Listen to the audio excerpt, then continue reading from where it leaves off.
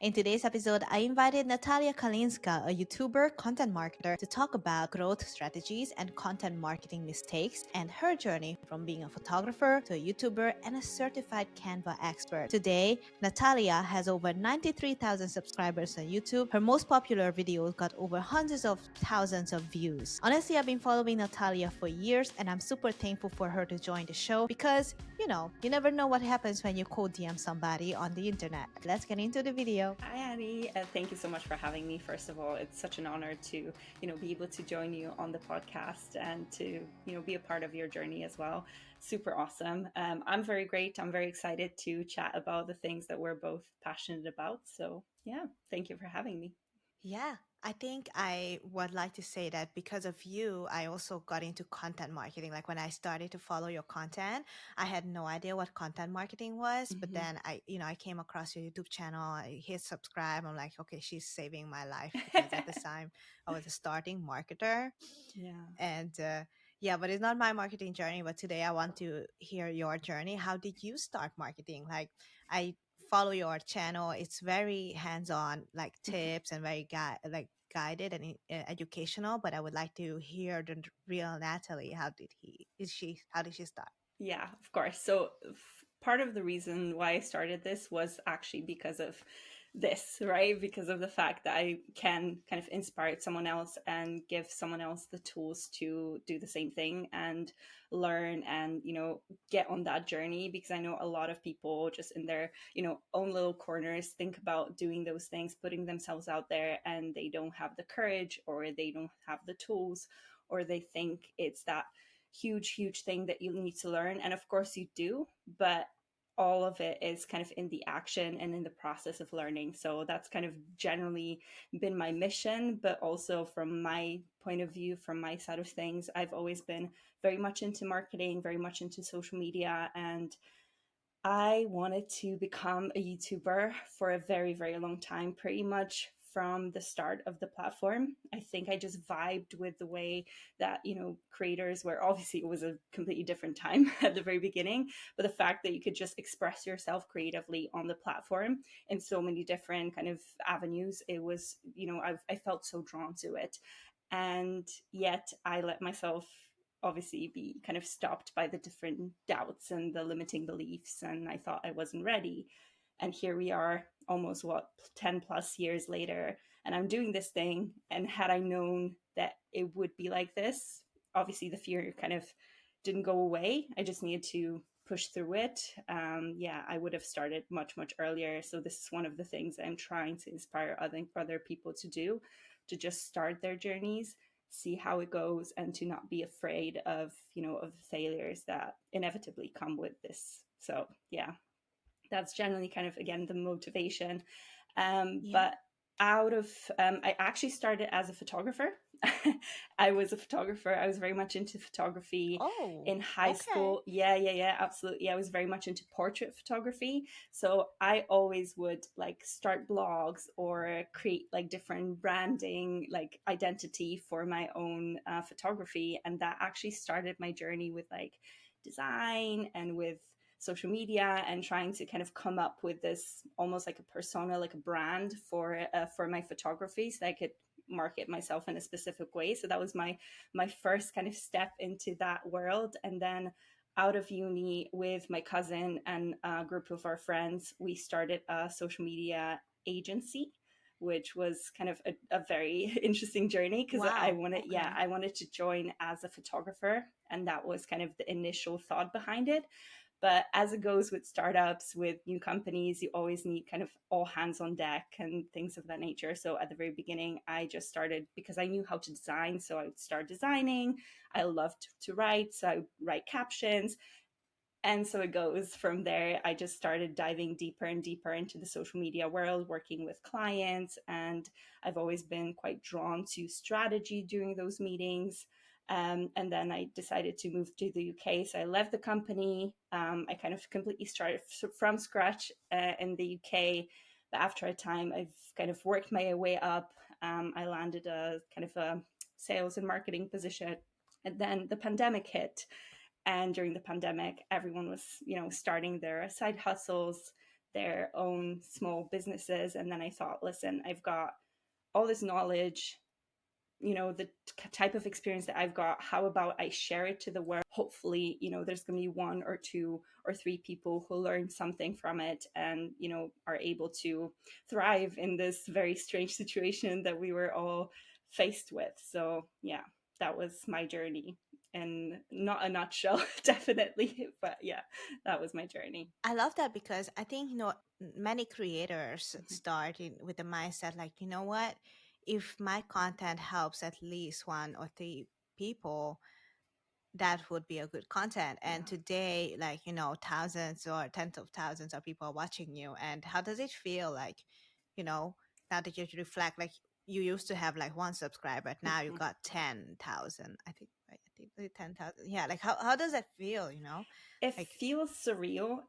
It feels surreal because I think I still am very much in that space of like just working from my home and my laptop, so you don't really get to experience it as much, especially that I'm in the UK and the majority of my audience is in the US, so it's not like I can kind of go out to, I mean, I can obviously go out and network and go to different events, but since the majority of my audience are there, I kind of feel sort of isolated from it in a way. It's just like an internet thing, so I cannot imagine my whole audience kind of in one room. And this is one of those things I sometimes try to envision in a way. Like if you Google like an audience of, 1,000, 10,000, and now I'm nearly at 90K, which to me is insane. Still doesn't compute the fact that I'm at that stage of my content creation. I never expected to have that many people watch me and watch my content and find it helpful, which is the most important thing for me.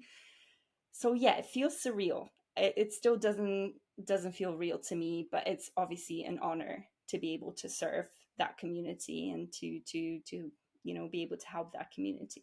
hi, if you listen to this far, thank you so much for listening. And if you enjoyed the show, please leave me a review on either Apple Podcast, Spotify, or my YouTube channel. If you have any feedback for the show, please let me know on the Aspiring CMO Podcast social media pages on Facebook and Instagram, or send me an email on my website. Now, let's get back to the episode. Yeah.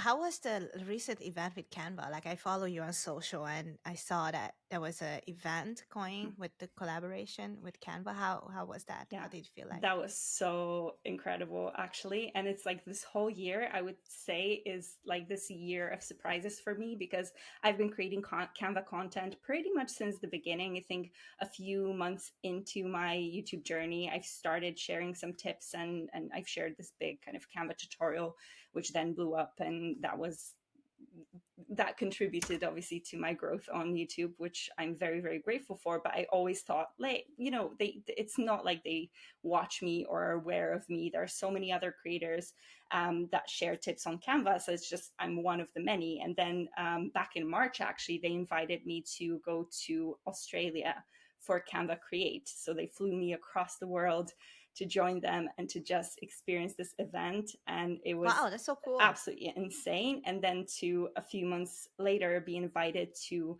be a Canva verified expert, which now I am, and then be invited to speak in London during the Canva during the Canva, one of the Canva events that they've put up. It's been absolutely incredible. And that was one of those moments where I was able to actually interact with my audience a little bit more, and it was absolutely incredible. Such a great experience, and the team at Canva is so cool as well. So amazing opportunity. And any tips how people should attend these type of events? How did it feel like being the speaker and being the, at least you were at the face of the brand at this point? Like, Mm-hmm. I guess share with us how it felt like. It felt incredible just because, again, we were able to get to know the team a little bit better. Obviously, Canva is a big kind of company, so you have different teams across the world. So to be able to interact with kind of that portion of Canva in the UK was really fun. And then obviously the layer of kind of interacting with other creators was super cool because I don't think Canva's really done an event like this before. So, for all the people to come together and to, share the experiences, it was really fun to also to approach it in a way that we all talk about Canva, but we all talk about it from such kind of different perspectives, and we all have different niches. So that was quite an inspiring thing to see, that you can have one tool but every other person will have a different perspective on it. That was super cool. And then obviously interacting with the audience, it's so great because a lot of people who came to that event, I feel like, didn't really know what Canva was, which was super inspiring in a way that you can see that there are still people who don't know what Canva is, and to be able to share the You capabilities. kidding? Yeah, absolutely. I think, I mean, correct me if I'm wrong, I am not entirely sure, but I don't think Canva is as big as it is in the world in the UK. So in the UK, it's not, I don't think it's as recognizable. It's getting there, obviously, because Canva's doing a lot of great work behind the scenes at promoting the platform, and it's such a useful platform for creators, for marketers, for business owners. So yeah, it's getting there. But I would say definitely being able to just interact with people, and when people ask you questions, it gets you thinking as well, because these are usually different types of questions to what you would get online.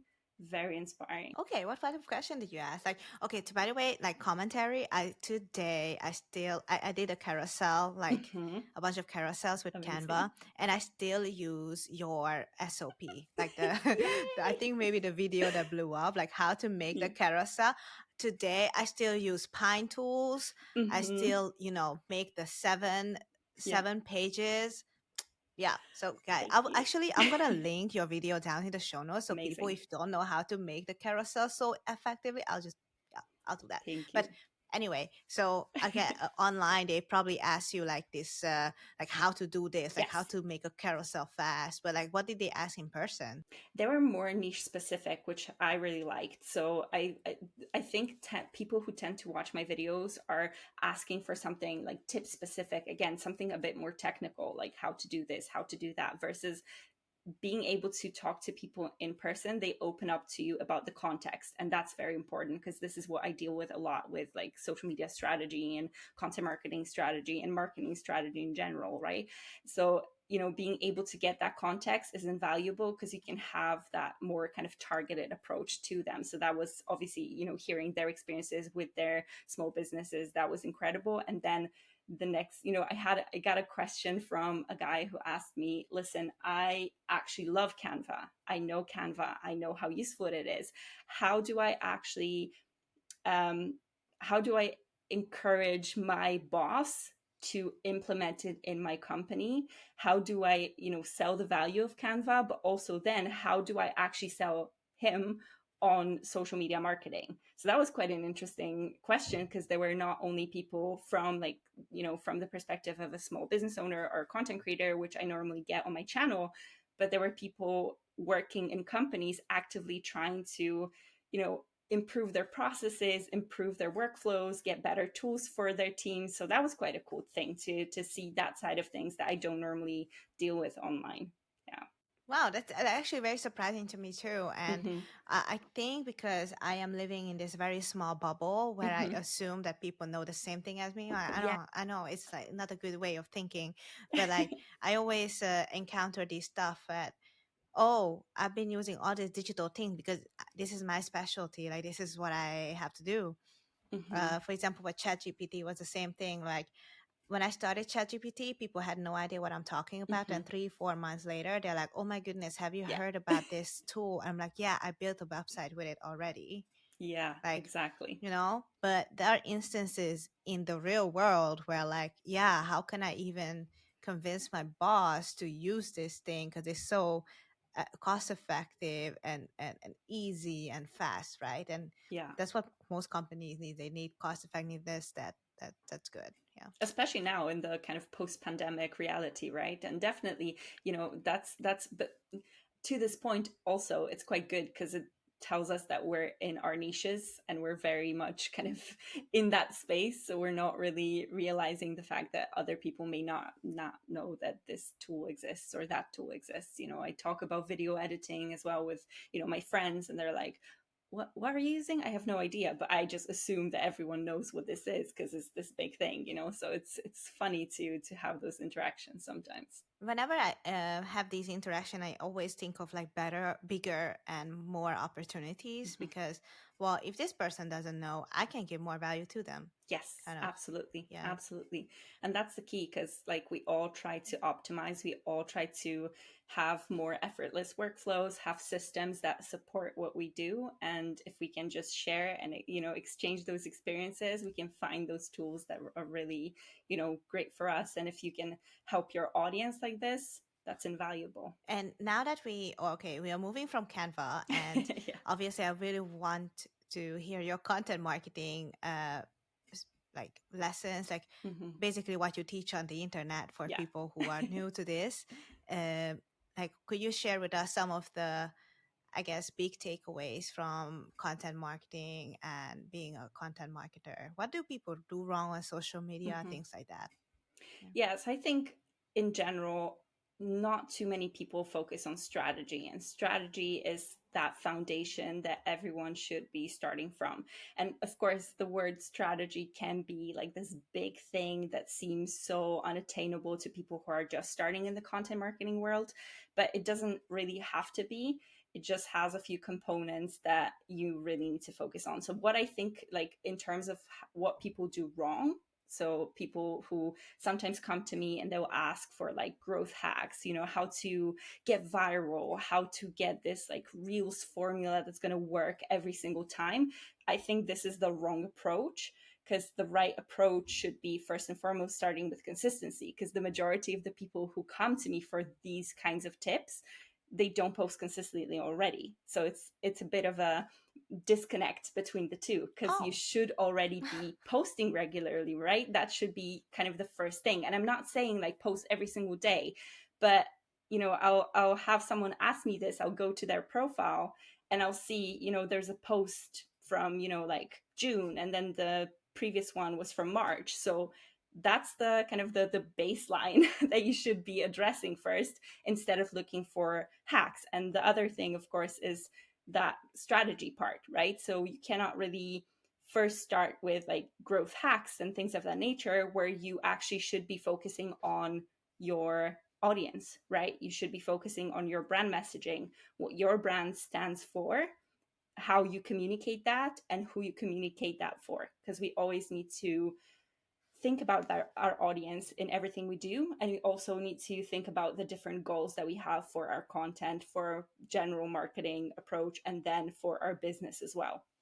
Because the majority of the time, if you are posting online, you are in a way trying to monetize it in some way, and therefore you'll have goals, whether it's conversion straight away, or whether it's trying to attract the right audience who down the line may be willing to buy from you once you have that offering.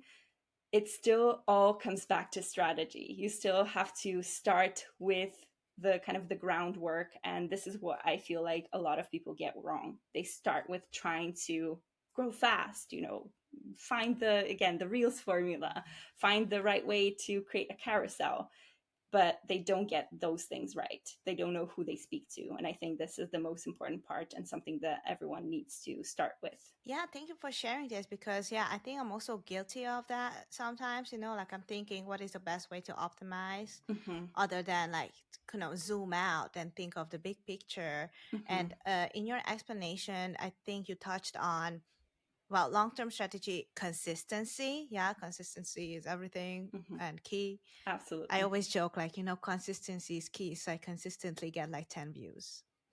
Yeah. Listen, that's how you And start, right? Everyone started there. So it's important to start there. And I feel like at that stage, very often people obsess about the fact that it's just 10 views, or, no one's commenting, no one's DMing. But how else do you get there? How else do you get your content better? Everyone who started from this point at certain, stage of their growth.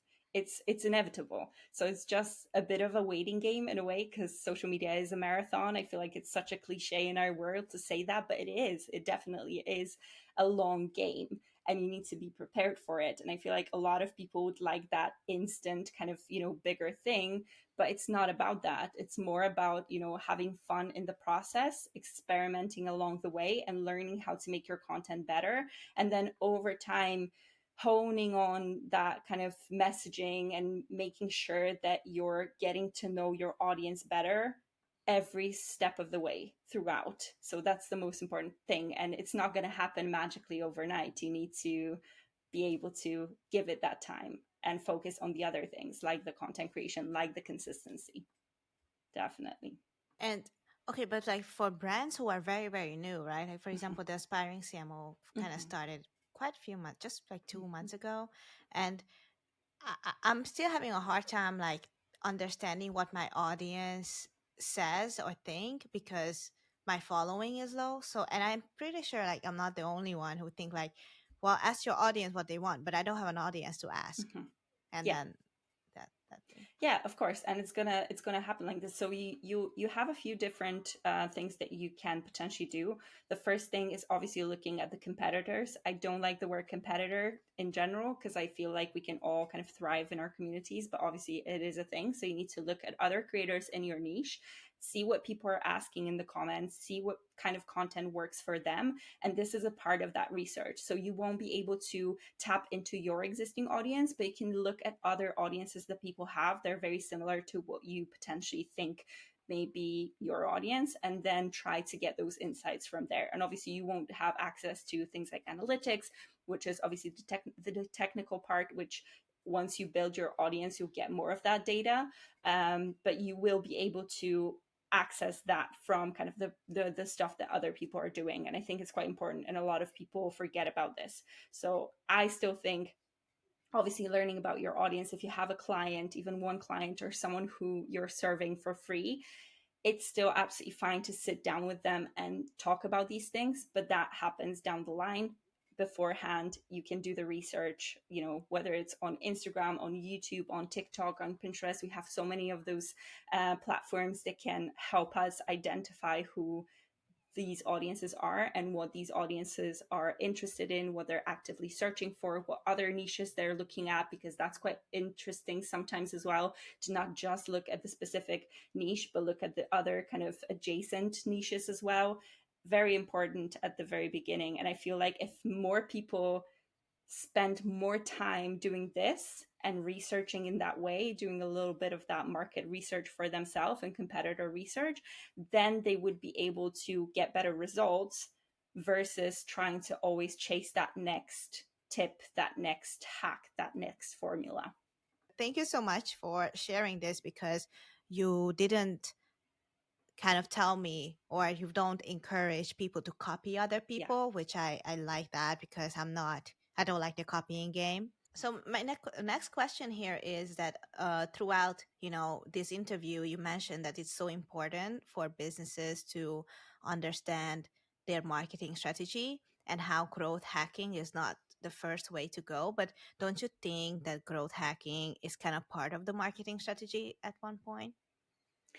I would say growth strategy. So I would like to almost differentiate between like looking for hacks, even though growth hacking is a thing, but I would like to differentiate that from like strategic thinking about growth. So growth strategy, because you can have that in place and you definitely should have to have that because when you're just starting out, you need to grow from zero, from scratch to whatever number you're going and get, more acquisition, get more kind of exposure and more reach, reach those people that you want to reach. So that's definitely important, but I feel like there's a bit of a different approach to what some people are sometimes looking for versus what the kind of almost the right path, the right approach this whole thing is. So on the one side, again, you've got those kind of hacks, like how to, grow quickly in a way that people will try to, follow and follow, like techniques like this, which are not really useful or working. They're not really working for what you're trying to do, versus the growth strategy,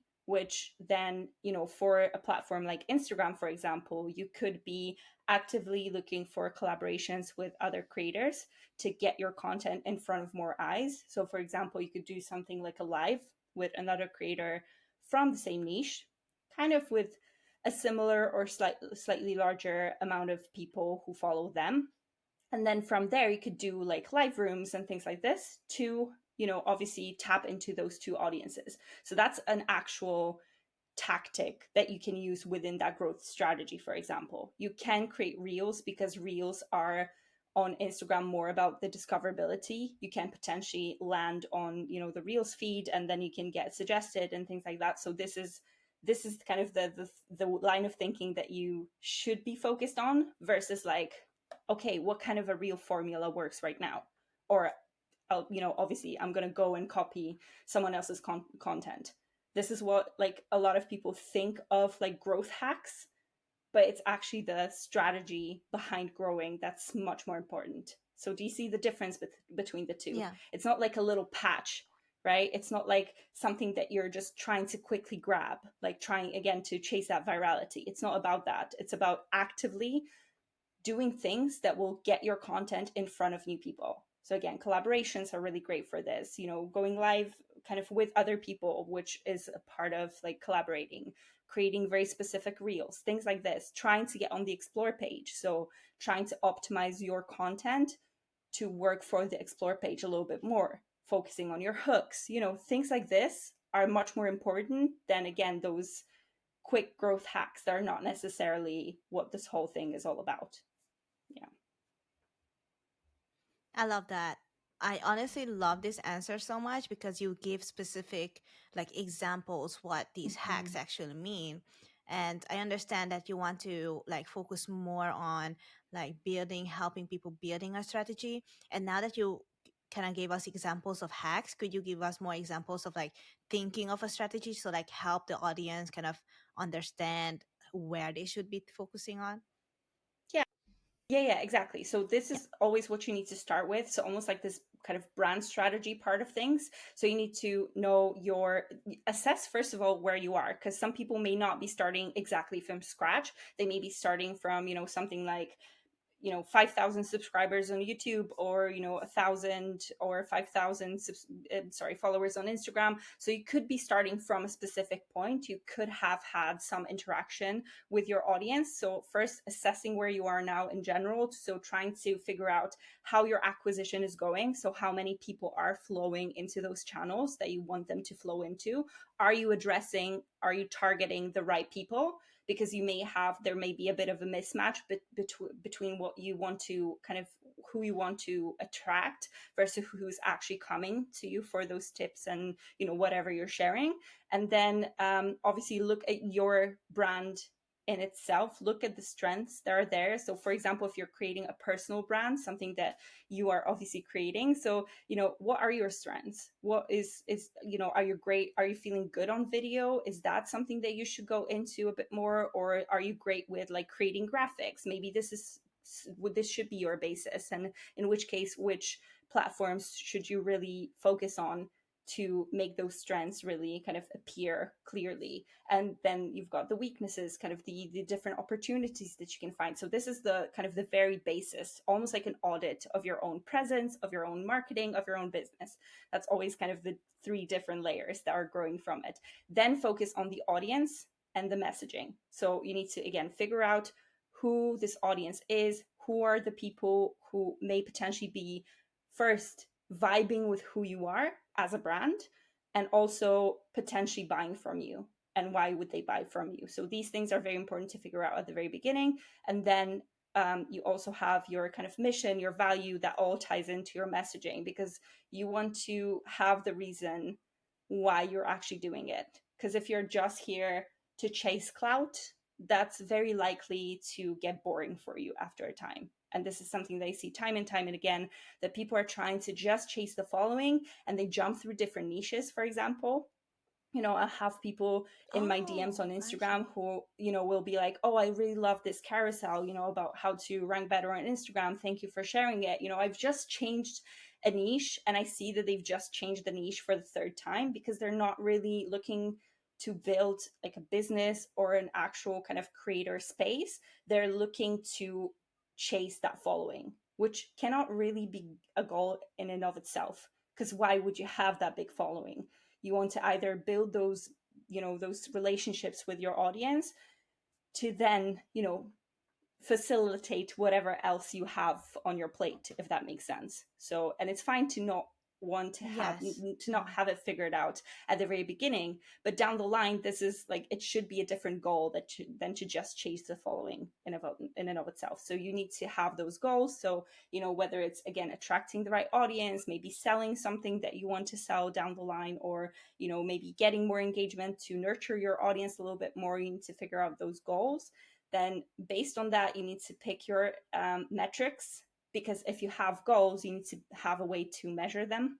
So you need to know exactly what you're measuring. So for example, if you want more engagement, I don't think looking at your likes or even views is necessarily something that you should be looking at. You should be looking at how many DMs you're getting, how many people reach out to you, how many people are, actively saving your content, sharing your content, how many people are commenting. So these KPIs at the level of strategy, you need to kind of hone in on. You need to figure out which ones are there to support those goals. And then from there, you figure out your content. So what are your content pillars? What is your niche? What are you talking about? Which points are you going to consistently make in your content that will again support those goals and serve your community? So it's always that two-way street in a way. You always try to deliver for your audience, but also always thinking about the goals that you have within your business. And then from there, create a system, create a calendar that's going to help you in that consistency, help you create. Yeah. And it doesn't have to be like I'm posting 7 times a week straight away. It doesn't have to be that. Start with something lower, like 1 to 3 posts. That's not going to mean that you're going to grow as quickly as someone who's posting 7 days a week. But the most important part is manageability within that strategy. Because if you don't have that, again, it's going to be very easy to fall off that schedule and to not be able to follow through and have that consistency that we're looking at initially. Because that's how you also experiment, and that's how you figure out what type of content serves your specific audience the best. So that's kind of in the nutshell how you would think about the strategy. And of course, from there, you have those components like the growth strategy for those specific tactics, like again on Instagram, creating reels, creating collaborating with other creators. On YouTube, this could be something like increasing your searchability, so including specific keywords. Things of that nature are very important at that stage, but that's kind of coming to play when you're actually planning your content. Yeah. Awesome. I love how your nutshell was so detailed. Like, most people would just like give out like a few tips, Yeah. but like you really gave this like coherent, like very elaborative answer. And I really hope like the audience takes notes, because that's basically like like a marketing webinar over here, basically. Yeah. Yeah, that's one thing that I Yeah. definitely cannot do, and that was one of the parts initially my to share my thought process. I know I'm not the kind of person to just like share a tip and then go. I always go in depth. I always, like I say, in a nutshell, it's this, and then I'll explain the whole process. And I knew that's why YouTube is the right platform for me. So this is what I started with, and I only Yes. focused on YouTube despite my experience in Facebook marketing or Instagram, for example. I knew this is what works for me. I knew I will still find my people on YouTube, and therefore I chose that platform. So just to share like a thought process behind and how I started and how these things work. So if you're that kind of a person, like more in depth, definitely longer form content is for you. And if you're sharing something, if you're more like spontaneous, share something more impromptu, maybe TikTok is the right way to go. So yeah, there's always Hmm. Hmm. layers and layers behind everything. So you just need to have the time to analyze it. Yeah. Yeah. That's why I started a YouTube channel too, because like I also feel that there is like a lot more growth potential in YouTube and long form content, Mhm. and I think social media is a great like experimenting platform where like okay, this is work. And social media is kind of like you have to do it for a long time, but at the same time change happens a lot faster on social media because the content is so much easier Absolutely. to digest. Is Mhm. I almost view social media as a, I don't know, something medium. Like it's not too long form, but it's also not like a TikTok where like you could get thousands of views in a day. So it's very Mhm. interesting. Yeah, yeah. definitely. But Yeah. that's what I think. Again, I get that vibe from you, definitely, that you've chosen the right platform, and it's quite crucial. And it's fine to just like jump on different platforms and experiment initially just to figure it out, because sometimes with just that kind of strategy process you won't be able to find your kind of sweet spot of those different platforms. But this is, again, case in point, right? Another example of you knowing where your strengths lie, you knowing what you're attracted to, and therefore being on that platform. And clearly you've been going, you kept up, so that's the most important part, right? This is where this whole thing plays out really nicely. Well done, by the way. Thank you. Thank you so much. I'm on video 5, so I'm like, all in.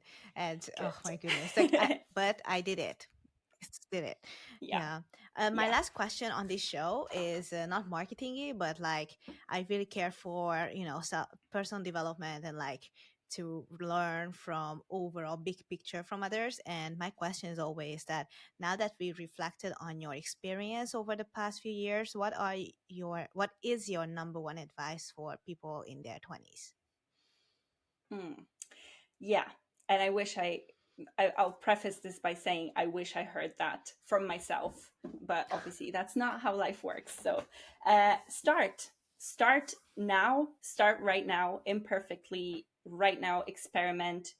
There will be people who will try to limit you because they have their own limits.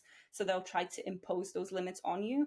But it's absolutely fine to try and to experiment. And if down the line, month 2, month 3, you realize, that's not really for me, it's fine to just decide, okay, this doesn't work. I'm moving on. I'm experimenting. Because I feel like those years are so formative. And this is where we discover ourselves, and a lot of us are trying to fit into this like highly specialized world, which again, don't get me wrong, it's absolutely great to be specialized in something. But at the same time, I feel like especially your early 20s are not there to get specialized. It's amazing if you figured it out, if you found your path.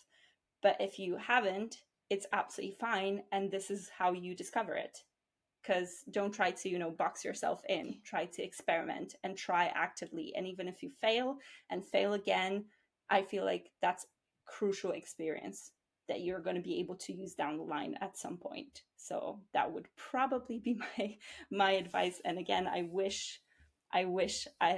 had someone to listen to, and to just reassure me in a way that it's going to be fine even if I just keep trying and it doesn't work.